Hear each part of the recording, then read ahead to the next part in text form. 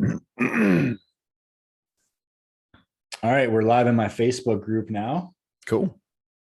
So yeah, welcome everyone. Welcome to what's the title of this again? Overcoming life obstacles to achieve your ultimate physique. So a few days ago, I did a few posts and got some feedback from some of my audience about some of just the life obstacles that get in the way of achieving their fitness goals, right? So your ultimate physique, right? Me and Braden are more so kind of physique focused coaches. That's what most people are after. So, but I think this is exactly what we talked about last time. Do you recall? Was it? Oh, I don't remember. I feel like it was a long time ago. Something along something along those lines. But yeah, anyway, so we basically have a list of responses that we're going through, and whether you're watching live with us right now on Zoom, there's a few of you want to see, or you're watching on Facebook in the Physique Mastery group. You can also chime in if you want and ask whatever questions, and Braden and I will do our best to cover the questions that you ask live as well. So you ready to get into it, man? Dude, let's do it. Did you want to share what you were talking about earlier with the new client you have? 100%, man. Yeah. So just had a new client join, and I make very, very clear. So with all my clients, any clients who are listening right now, like I make very clear your first week or two is going to be, and it's going to be a disaster, right? It's going to be a mess. You're not going to get anything right. It's going to be, it's just going to be a shit show. So I make very clear that don't expect to get anything right your first week, right? So, but the most important thing is, Brandon, you can probably relate, like you need to talk to your coach when things are going wrong. We don't want to hear about all the good things that are going on. We want to hear about the bad stuff too. Otherwise we can't help. So he just dropped this message literally before we hopped on here. So he goes, so here's where I'm at. Monday was somewhat of a bust. I missed my calories by about 600 calories. Tuesday and Wednesday were completely off the rails. Tuesday, I only got 400 calories in, forgot to eat and work, and went straight to my buddy's house to smoke a brisket. Scotch, beer, and coffee was dinner. Was over there until about 4:30 in the morning. Wednesday was a little better nutrition wise, short 400 calories, missed protein by 72 grams. I was so exhausted Wednesday as I only had a couple hours of sleep, but I didn't work out. And then he goes on to say that he's got a toothache as well. But anyway, so I responded to him that, okay, first off, things like this happen. But when life happens like this, what you should not do is just chalk it up as like, this is not for me. Obviously, the universe doesn't want me to accomplish my goals. No, what we need to do is see this as a learning opportunity. So I asked him a couple questions. All right, so what's the common denominator here? Why did we miss our calories? Yeah. And why did we let these life things get in the way? And how can we prevent these from happening moving forward? Okay. So if we can look at these opportunities, look at these obstacles as learning opportunities of what can we learn from this, it's way more productive. Okay. It's way more productive and we can get a lot more done with it. Right. So he hasn't responded yet, and that's fine. I expect him to get back to me by the end of tonight. But okay. So what are some things that we can do to prevent this? Obviously, you're short 400 calories. You missed your calories completely on one day. How can we prevent that?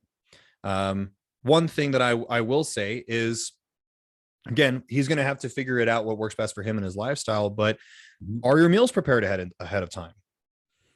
If your meals are prepared ahead of time, there's no excuse. You pull them out of the fridge, you microwave, and you're done, right? If you're trying to just hit your calories as you go along, if you have like your set calories and macros and you just plan to just kind of like go off the cuff and just try to like improv through the whole day, you're going to miss it.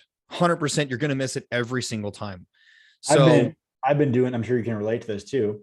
I've been doing this for years. I've been tracking macros for years. And if I try to go willy-nilly like that, it's even a disaster for me. I usually end up pulling through, but the day usually ends in a meal that has 150 grams of protein. And it's like a chicken breast and I'm drinking straight egg whites or something like that just to get it all in. Right. So don't think you're exempt from having to prepare. Right. There's a reason why so many people, so many like fitness people like to promote and their meal prep. Right. Cause it's massive. It makes a huge difference. And so what kind of Braden just walked through there, two kind of good mindsets around this to work on developing is number one, your goal is progress, not perfection, right?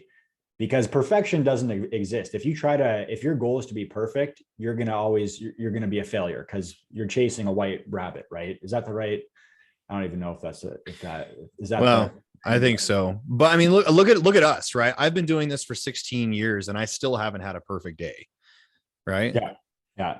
Yeah. And then the second mindset shift was failure is never fatal. In fact, you should embrace failure, right? The faster that you can fail, so you want to kind of develop like thick skin in a way. The faster that you can fail and then get over it and then find the lesson and then learn from that lesson and make the adjustments needed, the better you're going to get, because those failures and those lessons and the adjustments that you make, that all stacks up and that changes who you actually are as a person. And it makes you better at doing the things you need to do to achieve the results you want, right? So that's kind of it's not really much of a clear action step, but every time you fail, you got to try to remember that, burn that into your subconscious, right? Like, what's the lesson in this? What can I control? What can I not control? Forget about the things that you cannot control. And then how am I going to do this differently next time? And the more specific you get, the better. So if you can write it down or like set alarms in your phone, for example, like if one of my daily habits that I have that's really important for me for getting my sleep in is putting my blue light blockers on at 6:00. If I don't, I have and Braden's got his on. If I don't have that alarm, if that alarm doesn't go off, I'll forget every single day, because I'm not looking at the clock all day, right? That's it's like same thing with prepping your meals, right? Like if you're trying to get a certain amount of meals in per day, then let's say 5 meals per day, then that's going to happen 5 times, right? So if you're on a new diet plan that you're trying to get consistent with following, there's a strategy for you that you can implement. Open your phone, open the clock app, and set reminders. If the reminder goes off and you're busy, you can't eat right now, then just make sure to reset it for maybe like a half an hour, in a half an hour, in an hour, right? Mm-hmm. It's resourcefulness, right? Yeah, it's just like taking these opportunities of life struggles, instead of seeing them as obstacles, seeing them as lessons.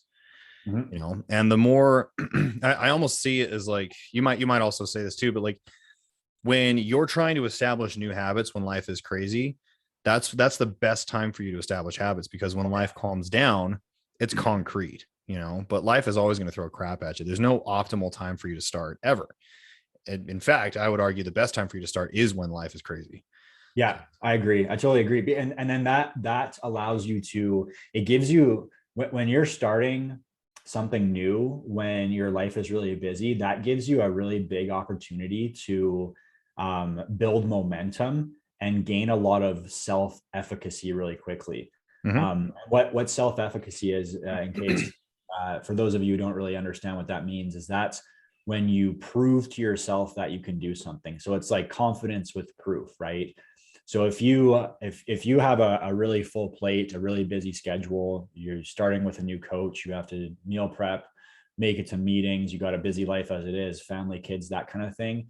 If you do a really good job at organizing it all, setting reminders, and you have a lot to do, but you're crushing it all, you're going to feel like Superman, right? Because you're getting all this done, you're doing it well, and you're going to feel really fulfilled and confident at the end of the day. When I'm feeling my worst and like kind of depressed, it's always when I'm doing less and I have less to do.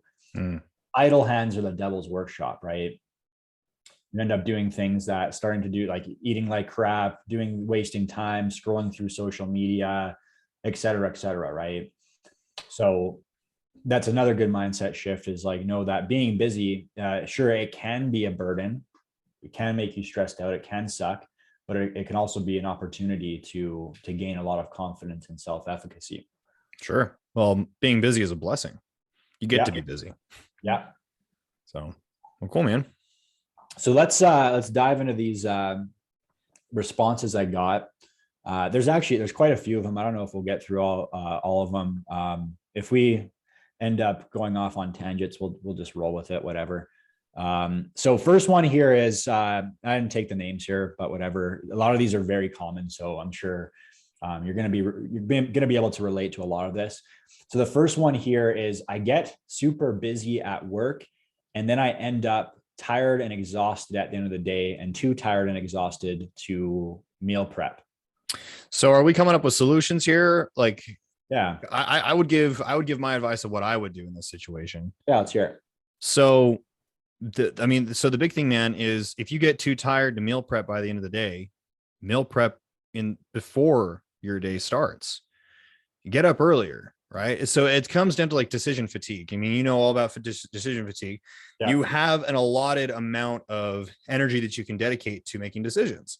So this is where willpower comes in. As soon as you wake up, that's when your willpower is the strongest. That's when you have the ability to make the most smartest decisions, maybe the most difficult decisions, right?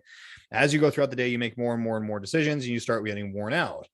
So think about like what takes up the majority of your energy. Meal prepping takes up a lot of energy. So I would tackle that in the morning, or find a day or 2 days within the week that you actually block out a part of your schedule. And it doesn't take that long. Meal prep takes like an hour. Like it takes an hour and a half, maybe. And you get faster every time you do it. You get faster, more efficient the more you do it. Yeah. So I would do it in the morning, or pick out 2 days in the week or on the weekend where you actually knock it out. Mm-hmm. Yeah. So, yeah. And it's, what was I going to say there? It goes back to something I said earlier. So like, oh yeah, if you go through one of these days where you didn't meal prep, you weren't prepared, or you have to meal prep like in the evening and then you end up failing, failure is never fatal, right? And find the lesson in it. So the way to find the lesson in this one is, all right, how am I going to set myself up for success the next time I have to meal prep, right? So sure, I failed, whatever, I'm over it now. What am I going to do right now in this moment, right this second, that's going to set me up for success next time? And that would be an alarm in your phone, maybe, right? So just like Braden said, well, the day went by, you screwed up, whatever, set your alarm for earlier, and plan out things in as much detail as you can. So what I would do in a day that looked like this is I would plan out, okay, well, what time am I gonna get up in the morning? What is that gonna look like? Visualize yourself doing it and crushing it, right? So I'm gonna wake up, I don't know, I usually wake up at 6. I'm gonna give myself an extra hour and a half. So I'll wake up at 4:30. I'll go to the grocery store. Maybe it might not be open that early. Maybe you might have to do the groceries in the evening and have them ready the night before, right? So look, I just discovered a problem that I would have run into if I didn't start thinking this through, right? Mm-hmm. Then I'm going to get all the groceries. I'm going to come home. I'm going to do the meal prep in the morning, right? So yeah, one other kind of just tip, one little hack. I think so here's a tool that you guys can use. The Instant Pot. You guys ever heard? Do you guys have the Instant Pot over there? It's like the most underutilized tool. Guys, get yourself an Instant Pot. It makes all of your meal preps so much easier and so much faster. And you know what? I gave up on it. I tried it and it didn't work well. And then I was like, you know what? Fuck this. Really? Never again. Yeah. But I literally do everything in the Instant Pot nowadays, man. I think it's because some guy gave me his and it was like an old one. And I think it was shitty, maybe broken. He was just trying to, I don't know, maybe he's one of those guys that didn't want to throw it out. Let this guy deal with it. Handing it down. But now I have trauma from that. So now I won't, I don't touch those. Did it ever explode on you? No, I put all the stuff in it and I Googled how to use it properly. And I like, how, this happens every time you use a new appliance, right? You work off the parameters you're used to, right? So like I just moved into a new apartment. It was actually a few months ago. And normally I cook my chicken at like 350 or something for like 40 minutes. Mm-hmm. I did it and I take the chicken out and it's like pink on the inside. But with an Instant Pot, are they like slow cookers? They're pressure cookers. So it's like a slow cooker, but it's pressurized. So it cooks significantly faster. Okay. So this was a slow cooker. So it was a big time investment. So it was the first time I was doing it. So I was like, it was like the main thing I was doing. Mm. And then, so it was like a few hours that I had to wait for all my stuff to finish. And then it was just like not cooked. And I was like, yeah, dude, you got yourself a freaking crock pot. You didn't get yourself an Instant Pot. Yeah. I think that's what it was. Yeah. But then anyway, other solutions is I see my client, Tyler Church on, he pays a guy to do his meal prep for him. And I've used a service like that before. So that's another thing you can do. A cheaper version of that is Instacart. You ever heard of that, Braden? I've seen ads for it. It's I don't know, maybe. essentially just like Uber for groceries. You pay someone, Oh, it's cheap. So it's just a couple extra bucks and they go and they pick up your groceries for you. you're probably door dashing your stuff anyway. You might as well just do that. Yeah. And you're door dashing bullshit. Yeah. So yeah. And then meal. Yeah. I mean, DoorDash is ridiculously expensive. And when you order food like that, it's more expensive because they cook it for you, right? So that's the same thing as doing meal prep, right? So yeah, if you're someone who eats out every meal, and I've had clients who have come to me and that's what they did before. Like I had one client a few years ago and he was saving $1,000 a month because I was getting him cooking his own food. That's crazy, man. It's crazy how much money you can easily spend just by like ordering in. Like, even if you're like eating healthy, sure, but like it's still expensive to get. Like most people don't pay attention to it, right? Because it's like something that, like, if it's not like a lot of people, that's what makes them happy, right? So they won't compromise there. Well, and they're microtransactions. So I always use a story when I had like an energy drink addiction. I would get 2 or 3 energy drinks a day, every single day. And it's like, $2 or $3 a day, or like $2 or $3 per transaction. You don't think about it. And then you actually look at the bill at the end of the month. Yeah. That was what got me to quit drinking the freaking Monsters. Cause I was like, dude, I'm like spending like $250 a month on this crap. Yeah. So anyway. And you can just make your own coffee at home. Yeah. Or caffeine pills, whatever. Or the freaking Crystal Light makes little like energy little things. You just add carbonated water to that, and there you go, energy drink. Yeah, that's what I've been doing for pre-workout is Mio electrolyte, citrulline malate, and creatine. There you go. Yeah, I don't think the Mio is pretty expensive, but I think it's still probably cheaper than pre-workout. Right, I did the math on some of like the most popular pre-workouts. Man, you weren't kidding when you said tangents. So pre-workouts, it can amount to like sometimes like $1.50 to $2 per scoop. Yeah. So I'm sure your Mio is coming out cheaper. Yeah. But I don't mind. I've always, something that's always been part of my spending. So there you go. My rule for fitness early on, this helped me out a lot, is if it's fitness related, don't look at the price tag. There you go. All right. Let's move on to another one here. Let's see. Let me make sure it's a good one. Okay, this one, it's a little bit vague, but I know that both you and I can relate to it, Braden. Okay. Recent work challenges. It feels like I always need to catch up. I'm always playing catch up. Yeah. I don't know about you, Brandon, but this January particularly has been the busiest time of the year for me. Yeah. I've been putting in this week has calmed down significantly, but I've been putting in 80-hour weeks the last couple of weeks. So I get it. And sometimes, at least for me and some of my clients, when life gets crazy, because life is going to get crazy. I mean, not every week is going to be perfect. I almost like to kind of you might have a different story here, but like, it kind of depends on the circumstance, but I like to almost like step off the gas a little bit when it comes to the training and nutrition, because, the training and nutrition, especially if it's fat loss, that's stressful on the body. And so too much stress, whether it's physiological, emotional, or whatever, like it can add up. And so when life gets really, really stressful and crazy, easing off the gas can actually help a lot, and also prevent you from just completely throwing your hands in the air saying screw it and then just giving up. So for me, that's been helpful with my clients. And like when life calms down, they're able to like rev on the gas again. So I don't know, like, thoughts? I'm different, actually. Okay. And this is something I've sort of kind of discovered a little more recently. So I've always programmed in my deloads every 5th week. Okay. So I don't do it, like, I don't auto regulate. I just pencil them in and do them.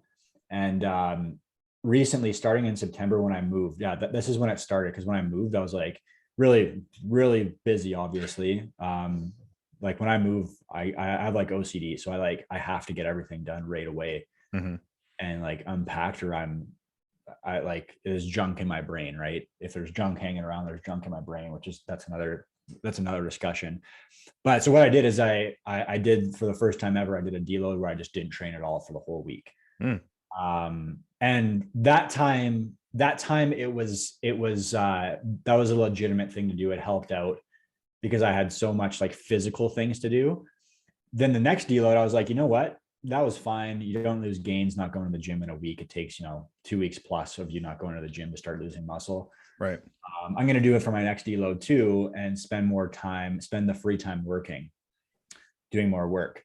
And then what happened is I did probably the same amount of work that I would have normally done while training, if not less, because of just like the training is just a good way to break up my day. If I don't go to the gym, I'm sitting in I'll probably sit in my apartment all day if I don't have anything else to do, go to the grocery store or something.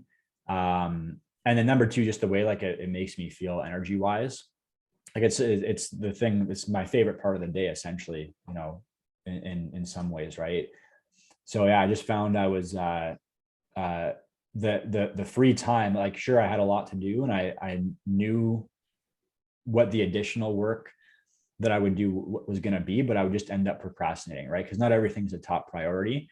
And that happened for like 3-4 deloads in a row. And I just confirmed it every time. But since I told myself that it was okay to do it, it became a habit. I don't think the last deload I did do an active one.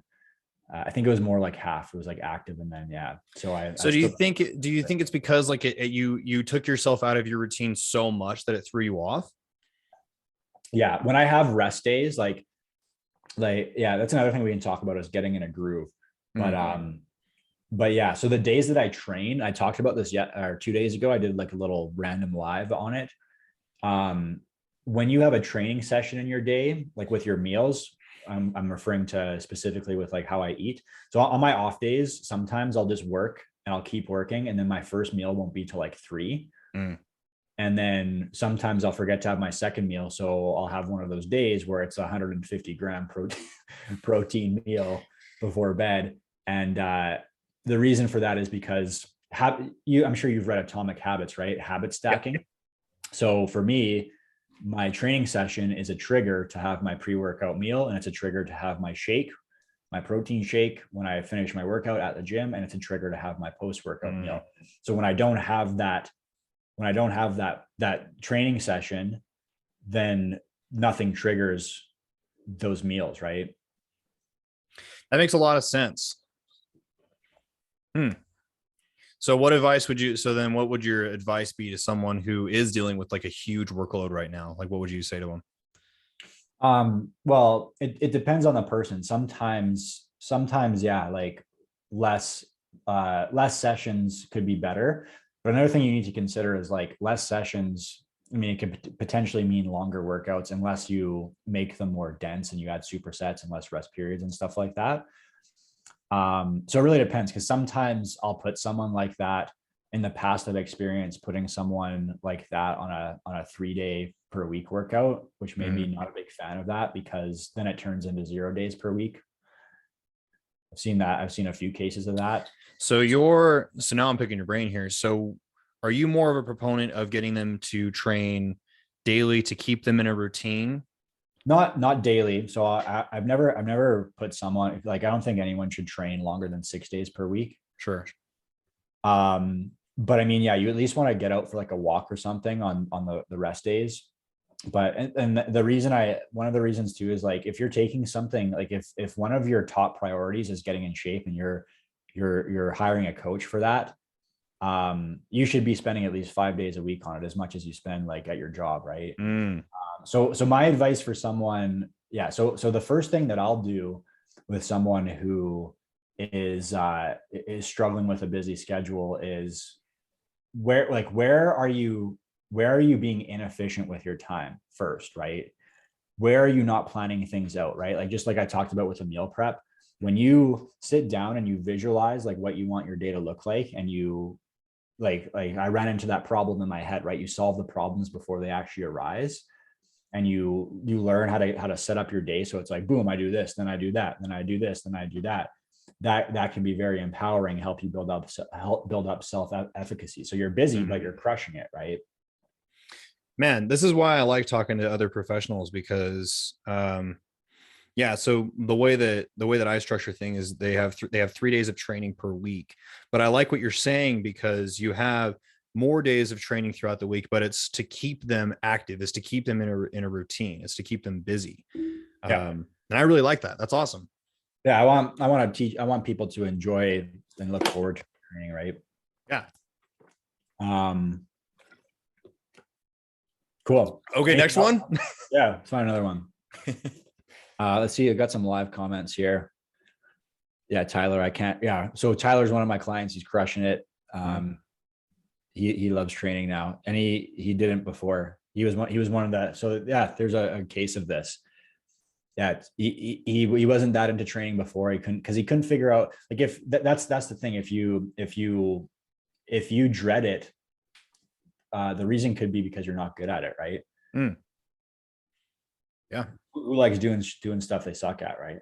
Well, I mean, I hate bodybuilding. I still don't like it that much, but I'm having to do it in August. So whatever. That's how you get good. That's how you like it, right? We'll have to talk about that later. Yeah. Yeah. Tyler said, I can't miss a day. I'll be so bored and I feel guilty about not doing it. Yeah. So that, I mean, guilt can be a bad thing, but it can also be a good thing when it's for something that's healthy, right? Sure. Yeah. Looks like we got a couple guys here on the webinar. One of the guys that's on here is actually one of my clients from the UK. It's probably past your bedtime here, dude.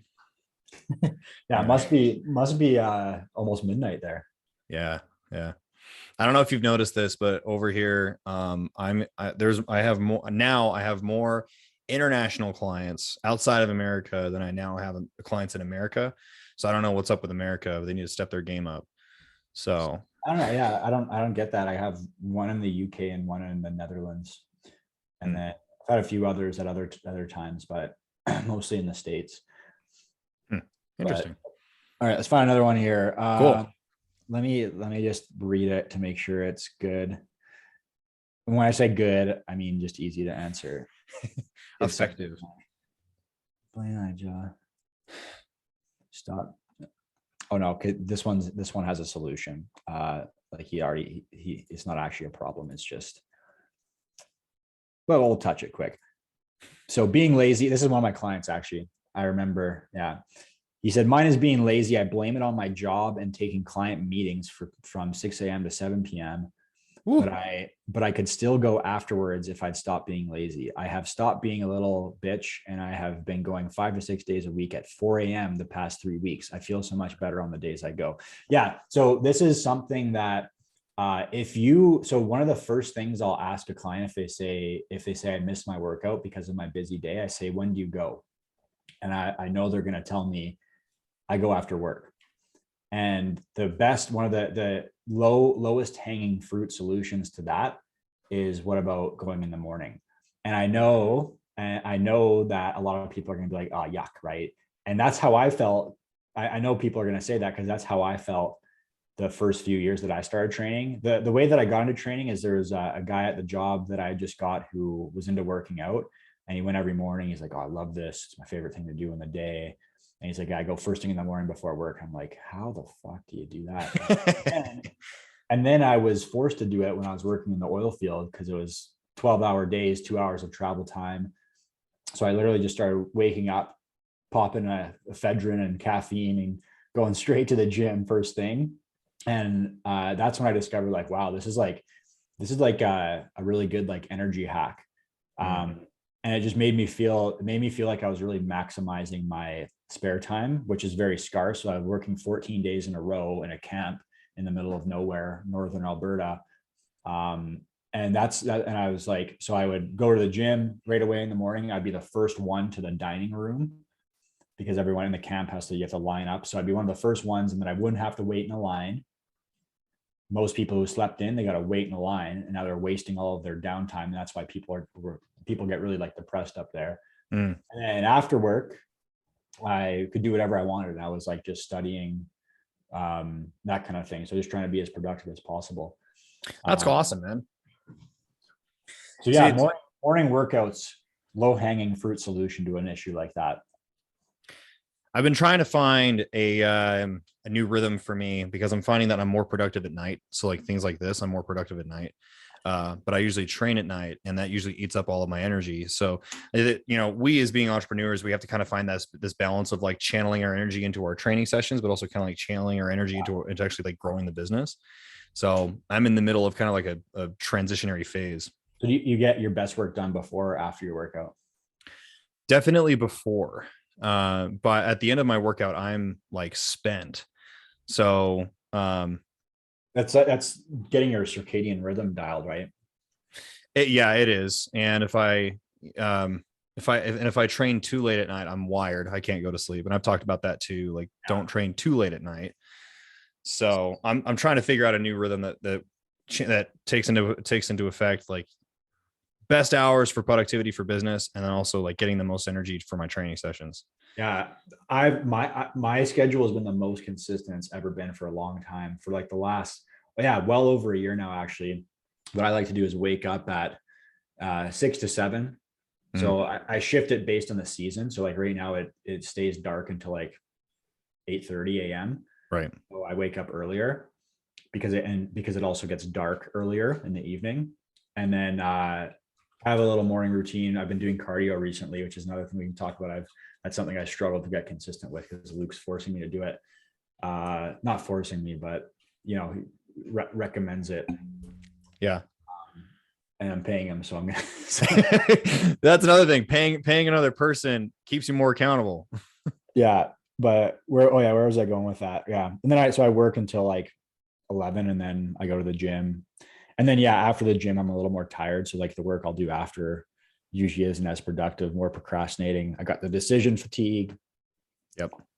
But yeah. Yeah, I just noticed over here in the webinar that all the Look Like You Lift guys are ruling the webinar right now. So because all my guys are used to watching it in the Facebook. They're on on your Facebook group. Yeah. Yeah, we got a question from Chad Davis. Was an awesome client. He crushed it, and he was good to go on his own after 4 months. Nice. What do you guys think about vascularity? Is it an arbitrary effect of lifting, or can you improve vascularity but some voodoo? I'm not sure what that part means, but I think that's good enough. With some voodoo? Yeah, and maybe he meant to say with instead of but. He'll correct himself. So I'll take a crack at this. Yeah. So I think vascularity is multifactorial. But I think one thing that you outside of like the normal things you already understand doing, like getting leaner to actually see your veins, building up enough muscle to actually push the veins out. Yeah. Another thing that you can do is staying hydrated. Your blood volume is the majority of it is water. So, I mean, you can see both Brandon and I, like I've got my 2nd gallon right here. So getting in enough water, also getting enough salt. Those are like big ones. Your insulin sensitivity also plays a huge role. So like, for example, like you'll see, like I'm pretty vascular right now, but that's because I had 3 English muffins. So it's like the glycogen's coursing through, the glucose is coursing through my veins right now, but I'm not vascular first thing in the morning. So all that kind of plays a role in it. Yeah. So muscles to push the veins up against your skin, being lean, so there's no fat between your muscles and your skin. That's the most important thing, I would say. So if we were to make a hierarchy, that would be the most important thing. Right. Muscle, I would say muscle is probably, it would be right there with it. And then so when Braden says staying hydrated, sodium and potassium, right? Those are the primary ones. Yeah. So electrolytes. And then so if you play around with your carb and salt intake, is another thing. Carbs are 3 parts water. So when you consume carbs and they convert into glycogen, a lot of that water that's in the carbs will actually will get stored in your muscles. So that'll kind of blow. That will help contribute to the pump along with the salt and the water that you're consuming. So if you play around with that before your workout, you'll start seeing it make a difference.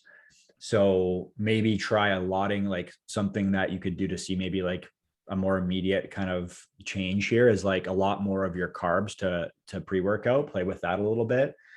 And then if you don't take pre-workout, you can make your own. So like I was saying, I don't know if you guys caught this at the beginning of the video here. I have for my pre-workout, I just have Mio electrolyte. So electrolyte just has sodium and potassium in it. And then some citrulline. So that's a vasodilator, right? Is that right? Vasodilator. Yeah. So that helps with the pump as well. So you can play around with that. You just get it at the supplement store, and then that's it. And it's dirt cheap too, man. Yeah, citrulline malate is dirt cheap. And then playing with the salt intake too. So if you have a meal that's not very salty before your workout, try salting it. Mm-hmm. Yeah, my pre-workout is, so I don't take a pre-workout drink, but I'll do a steak. I'll do potatoes. Well, this is before Luke's changed my meal, but I would do steak. I would do potatoes, and then I would do a Cialis. So I'm cheating a little bit, but the potatoes are loaded with potassium. Does that make it so you get spontaneous boners? Not if you take it at the right time. If you take it at the right time, all of the blood goes to the right spots. But if you miss it, if you miss the timing, the blood's going to go somewhere else. I want to pick your brain on this now, because I've heard of that before, but well, so I mean, we can talk all about pharmacology, man. This is like right up my wheelhouse. I studied biochemistry, but yeah, if you take a Cialis, 10 milligrams is all you need. You take it. For me, like, everyone's going to metabolize it differently, but like for me, I take it an hour and a half pre-workout, hour and a half pre-workout. And, I get awesome pumps. I mean, I don't know if you guys saw the video that I posted the other day of my bicep curls. I had a freaking anaconda coming out of my bicep. That's the blood flow. I might have to try the Cialis then. Yeah, go to your doctor and say, I need Cialis for my blood pressure, and then you'll actually get it cheaper. So don't say it because because you can it's cheaper from your doctor.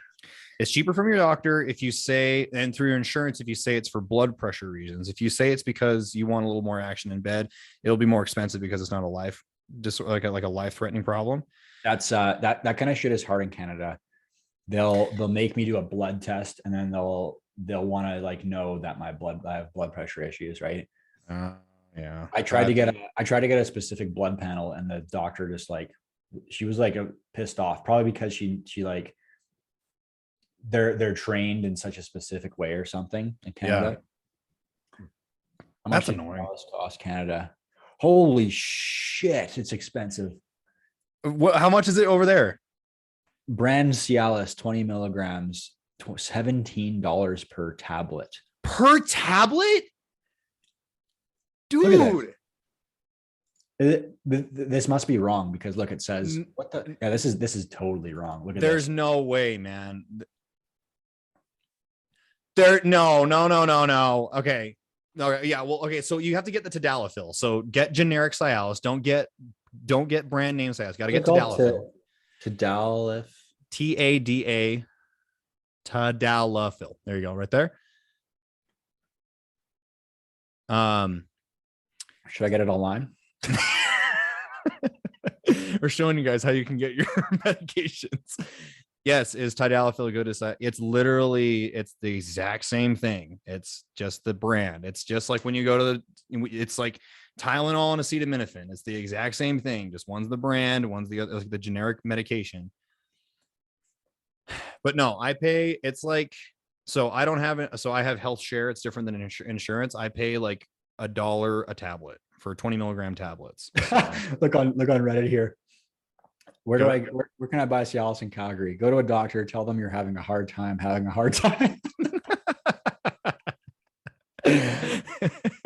Literally any pharmacy. My friend said you need a prescription. Yes, you'll need a prescription, but also, I mean, if you want to be really shady, you can get your stuff through Turkey.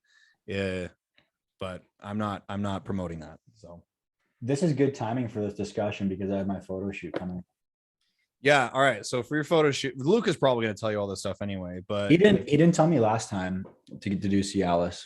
So yeah. So actually, this is what I plan to do for my bodybuilding show is, I'll do a Cialis before my show. I'm going to be planning on doing a couple other vasodilators. Like, I'll do, I'll do an ephedrine to help with blood flow. I'm planning on going to be doing like a clenbuterol the day of, So those three things, along with, consuming a lot of carbs, is going to help you make you look really pumped up. Like you're going to get that stretched out feeling, like that painful kind of pump. That's only if you're lean and you're peaking, right? That's something that's important for people to know when they're. Yeah. So guys, what I'm telling Brandon is not going to apply to you. So by the time Brandon gets to his photo shoot, he's going to be in such a starved, deprived state, insulin sensitive state, that when he goes through his peak week, he's going to be freaking miserable. But everything's going to line up perfectly, that when we can time it with these specific drugs, along with the food and the calories and all the water, of course, Luke is going to tell him exactly what to do, but he's going to look super physiological in those pictures. If you look at the pictures that I always post around Instagram, I don't look like that now. Come on. Like it's all a magical thing to make you look primed for like an hour. So don't plan on doing it all the time. Temporary improved appearance. Simply to look good on camera. That's all. Chad's like, I don't use. Oh wait, here's a good one.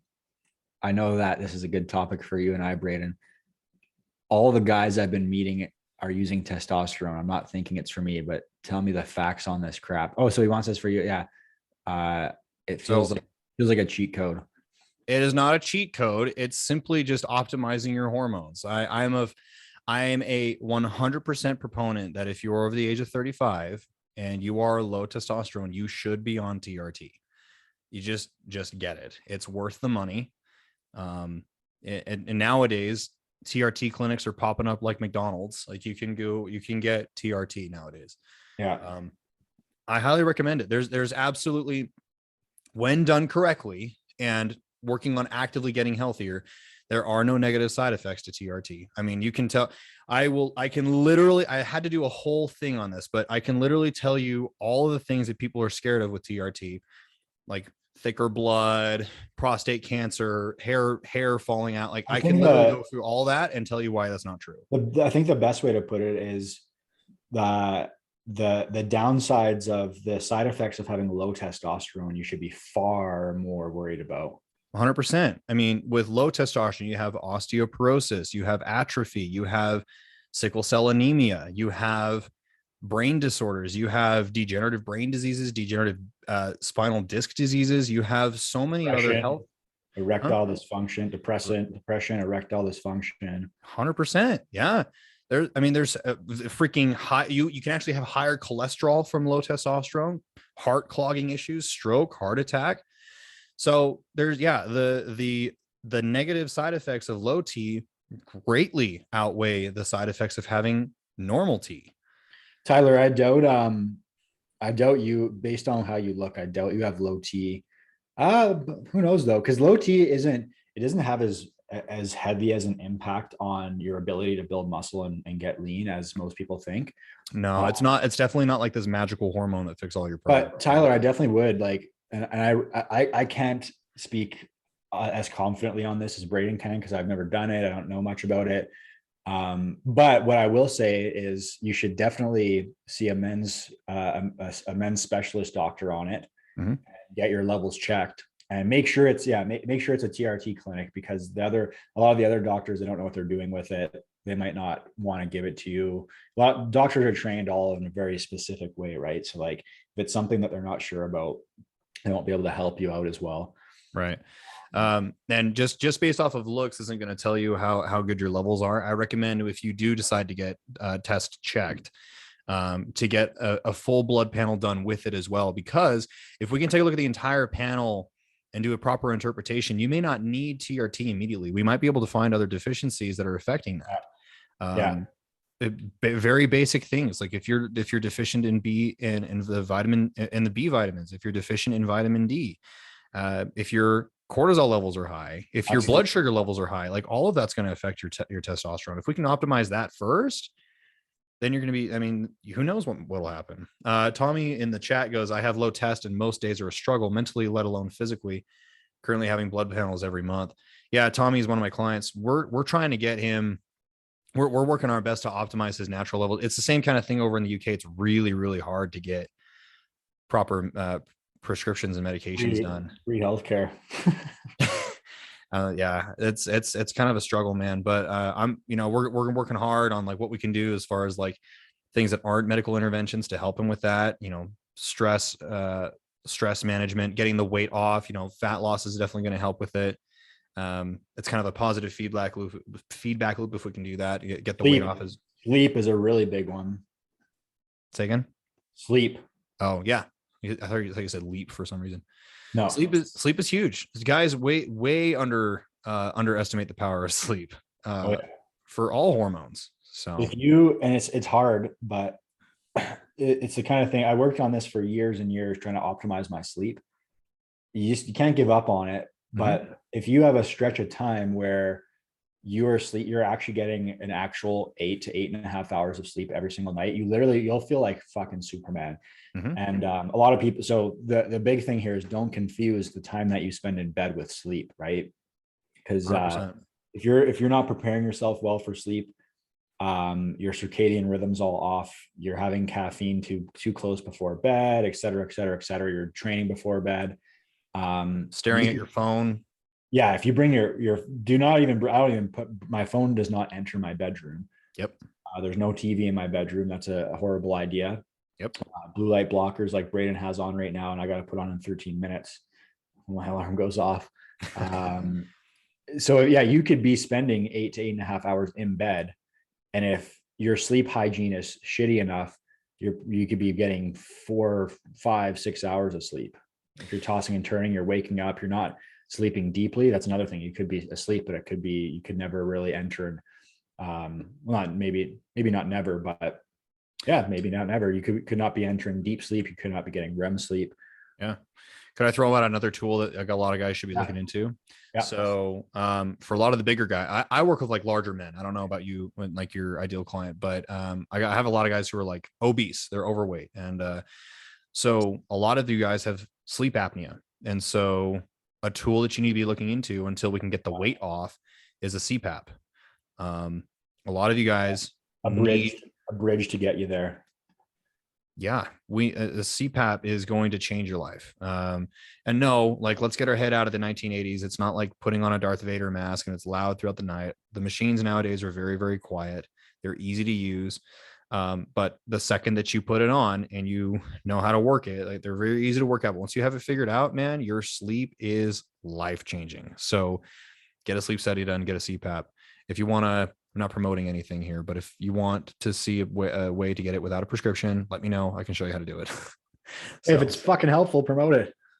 Yeah, it is. I mean, my thing is, like, you shouldn't need, there's nothing harmful about a CPAP. Absolutely not. And so I don't see the need to have a sleep study done and a prescription to get a CPAP. So I can show you where you can get one without a prescription, and just message me or just hit me up. I can help you find one. So yeah, anything that's going to improve your life and make you feel better, help you lose body fat, get in shape. Yeah, is worth it. Yeah, but yeah, it's not illegal. Like, you're not going to break down your door for using a CPAP without a prescription. So, all right, let's. So it's been 50 minutes. Let's find one more good one here. Cool. Yeah, let me make sure it's a good one. Oh, I highlighted one. I don't know. Let's see if there's any better ones. Same way. No, this is basically the same one. Yeah, same thing. Have to work out morning. Yeah. Okay. Learning that I think and feel like I am being consistent, but maybe I am really not. You think and you feel like you're being consistent, but you're really not. I like this one. So this is like, this is a symptom of not. So a few things. Number one, not knowing, like, let's say your goal is to lose fat, and like most people, they know what they want to look like. Mm-hmm. So for example, they want to look lean and muscular, but they have 20 pounds of fat to lose. And then someone's like, they're working out, they're eating healthy, they're not tracking their macros or anything, but they're eating healthy and clean.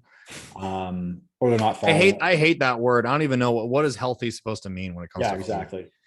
And then someone tells them that they say, should I be losing weight? I haven't been losing weight. And then someone says, oh, you must be building muscle and gaining fat at the same time. So you're not, so that's fine. I hate that. So then they think that they're doing all the right things, but they're not getting to where they want to be. So what you just said is the biggest cop out of all shitty personal trainers. Yeah. So yeah, exactly. So that's like a lazy, like Band-Aid hitting the easy button. Yeah. Oh, you're just building muscle. Not even lazy. It's just because they don't know how to get you losing weight, right? They don't know they don't know what the problem is. I saw it all the time when I was a personal trainer. It's like this person coming in, they're obviously still eating like crap. They're like, oh, you're just building muscle and losing weight at the same time, because they have to tell you these things to make sure that you stay with them as long as humanly possible, even though you're with them for 2+ years and you don't look or feel any different. Yeah. So yeah, it's always in-person trainers. Yeah, because it's easy for them to feel like they're getting value when they meet the trainer in person and they get put through a workout. If they're not getting and you'll see this if you go to the same gym for years consistently, and you see personal trainers with their clients, 90% of them, maybe more, they never look any different. 100%. Yeah. No, I'm working on a long YouTube video right now where I talk about like personal trainers are scammers, man. Nowadays, personal trainers are just scammers. A lot of them. And we go into it, you know. And you see, like you can see, especially for you and I, Braden, the kind of workouts that they put them through. Oh yeah. It's a bunch of baloney. It's stuff to just like keep you guessing, to make you think like I'm going to need him to tell me what to do for the rest of my life. Because obviously I can't figure this out on my own. So I have to do like the one-legged Bosu single-handed swing press things. If your trainer gets you throwing a fucking medicine ball at a wall or pushing a sled back and forth, you should probably fire them. Or anything one-legged, like any balancing thing. Come on.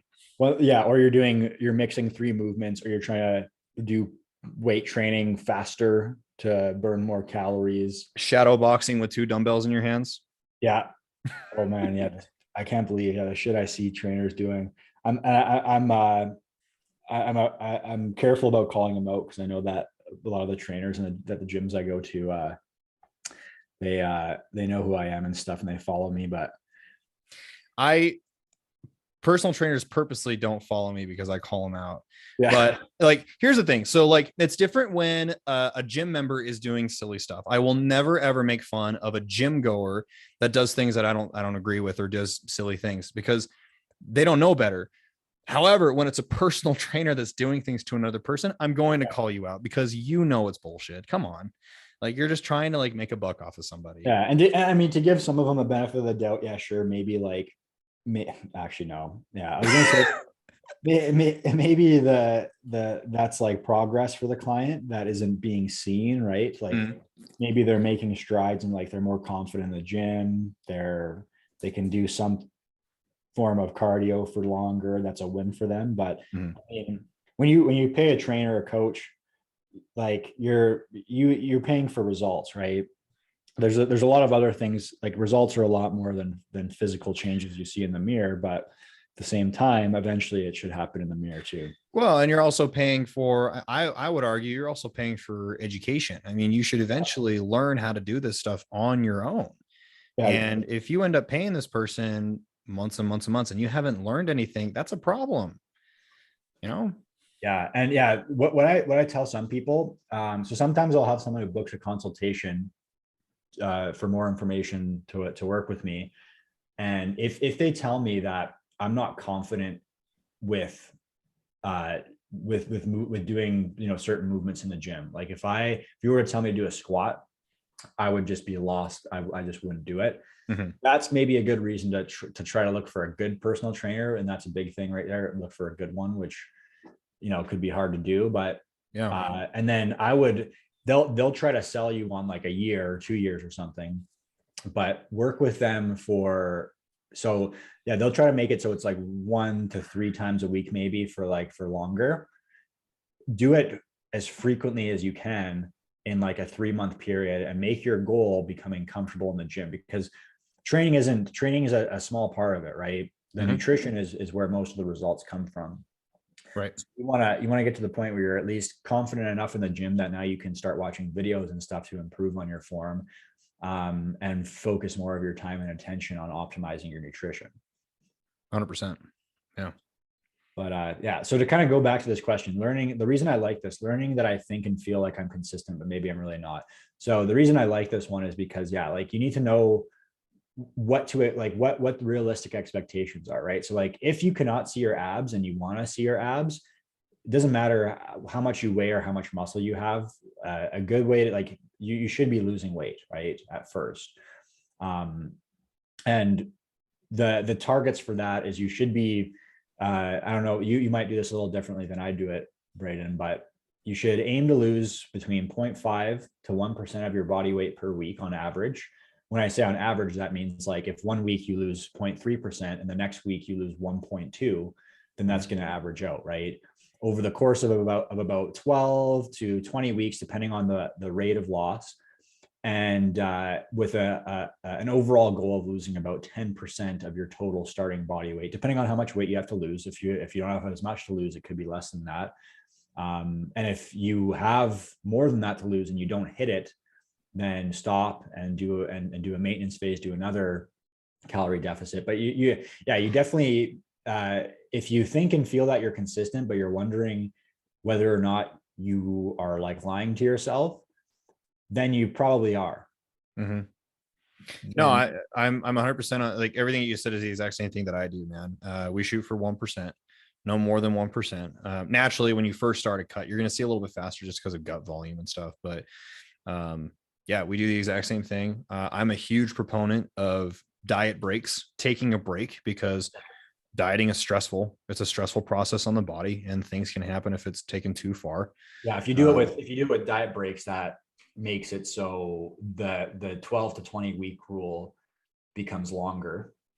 It becomes longer, but I like the way that you do it, because you're kind of in the mindset, correct me if I'm wrong, you're in the mindset of like, hey, let's get this done and over with so we can like move on. Yeah, I do. I do both. It depends on the client. Sure. Yeah. So like I just take a different approach, but I like your approach of like, hey, let's just get aggressive. Let's get this over with so we can move on to the fun stuff, building muscle, you know? Yeah. But yeah, that's the same thing, man. Like 1%, nothing faster than that, and take it slow and take breaks, you know? That's where we're different. I think the fun stuff is cutting. Really? Because yeah, when especially for me, like the way that I hold fat, I hold it like very evenly on my whole body. So when I'm focusing on building muscle, once I get about 3-4 months into it, I just do not look good at all. Like I almost don't even look like I lift. My strength, so it's definitely a lot more fun in the gym, because I like the strength gains I make, they go up quickly and a lot more faster than when I'm cutting. Can train longer, more volume, that kind of thing. But I love getting to the point like where I'm at right now for my few weeks out from my photo shoot, where I'm shredded. You can see all my muscle vascularity. I prefer that. I also don't really like, I'm in a groove right now with what I'm eating, and it's all very high volume food. I eat pretty much the exact same thing every single day. Whereas when I'm putting on takes when you're eating in a surplus, you got to make the food a little more interesting, and it takes cut the corners a little bit. Yeah, it takes a little more time. You gotta, like, I change my meals more often. And I start eating more junk, which I still control my calories and macros. But yeah, and then yeah, I just don't like the way I look, et cetera, et cetera. So I prefer that cutting. So this is where we can talk about this, like how different bodies can be. So you are lucky. Well, I guess I could call you lucky because I'm on the other side of the fence here, but you distribute your fat throughout your entire body. Whereas I literally hold all of my fat right in there you go, 6 o'clock, right there in the belly and in the kidney lower back area. It literally is all right there. Like I still have veins all through my shoulders and my back and my legs, and like just veins everywhere. But like in all my progress photos, I can't post ab photos in the off season because they're literally not there. I'm not fat by any means, but my body just decides to hold it all in that one spot. So yeah. This is September, this on the left. like I don't look like I lift. I'm flexing my abs hard there too. But you can see it too. Like you can see how the fat is coming off of, it's diminishing from all of the, both the extremities and the torso area at the same time. Yeah.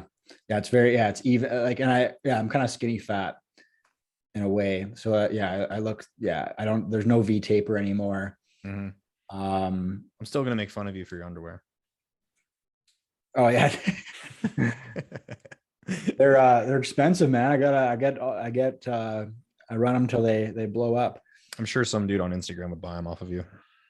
Oh yeah, probably. I get rid of those guys. I blast them. Hey, money. There's money opportunities wherever you look, man. Take it up. That's true. Yeah, and then now I'm a lot leaner. Oh, it played live. Oh, I can't open two at once. Whatever. Forget it. But yeah. Anyway, all right, we're over an hour now. Yeah. Should we call it a day, or do we still have viewers, or what? Let me see if there's anyone on. So Tommy says, thank you for your time. Really appreciated it. Yep. You're welcome, man. Go to bed. It's past your bedtime. Speaking of which, let me go to my group. So if you're watching from the Physique Mastery group and you have any last questions or topics you want Braden or I, both of us, to cover before we hop off. Yeah. Questions or I got there's 4 guys watching on there. Yeah. So we'll give you guys another minute and then we'll wrap up. See, I think we're kind of different though. Like we could probably just talk for hours, you know? Oh yeah. Yeah. I like your blockers, man. They have like that red tint to them. I just placed an order. I placed an order yesterday for new prescription glasses, and I got they're like a dark red tint. These are they're like more orange. They look orange and but they're Swanwick. They're the only ones I've ever had. This is the second pair I ordered. I have some daytime ones too. I don't think they do a whole lot though, to be honest. I wear my daytime ones in the day, but I don't I notice a significant difference when I actually have the tinted ones at night. Oh yeah, same. I noticed that. Yeah, I've been doing it every single night for almost 4 years now, and it makes a world of difference. Have you ever gone a night where you haven't put them on and like your eyes are sore? I noticed that from staring at a screen for too long, and that one of the promises they sell.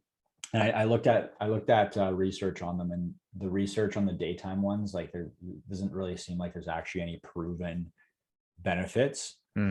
But a lot of the companies sell them on, it reduces screen induced eye strain. I think it because they don't block out all blue light, right? That's the difference. I think maybe it might decrease your cortisol a little bit from screen induced blue light. I don't know. Yeah, I haven't looked much into the research on that. I just know from, I guess you could just say anecdotal evidence that like when you just feel a difference when you put on blue light blockers, man. Like some nights I won't have them on. I'll just like this, like right now, like this burns, like this feels like it's singeing my eyeballs. Interesting. So I don't know. It might just be me. Yeah, I don't notice much. Like I'll wear them, and if I'm staring intensely enough at my screen for long enough, I'll still get the same level of like eye burn. For me, I just make sure I take breaks and like get out. Yeah, that's good too.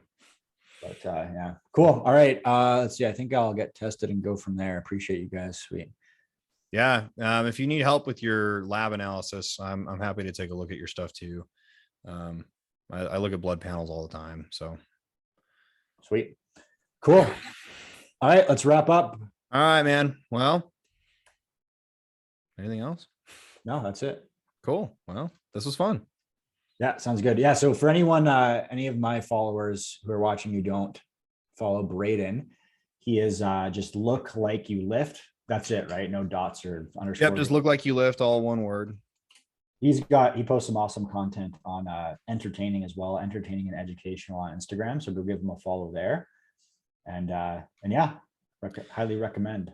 Yeah. So for my followers who are on here on the Zoom, you just changed your Instagram profile. So it's now coach _ Brandon H, physique transformation coach.